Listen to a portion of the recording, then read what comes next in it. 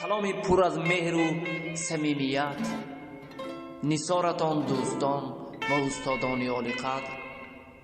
اینجا تصمیم گرفتم شعری را از شاعر کمال نصرالله با نام شعر گفتم برای شما قرائت کرده باشم. شعر گفتن گریه کردن، شعر گفتن گریه کردن، شعر گفتن خنده کردن.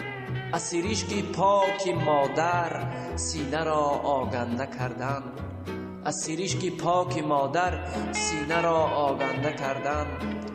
از دل تا دل رسیدن، بسمل در خون تپیدن.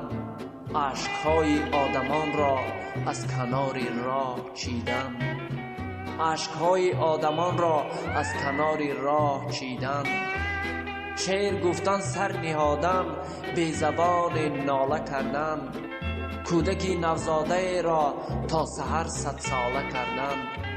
در سری درد جماعت تا سحر بیدار بودم، در کنار طفل گریان علیه مادر سرودن، در کنار طفل گریان علیه مادر سرودن.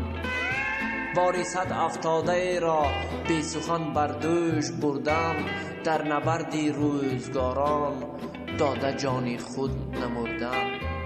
در شب سرد زمستان بر غریب در کشودم، آخرین نانی که داری با کسی قسمت نمودن، آخرین نانی که داری با کسی قسمت نمودن.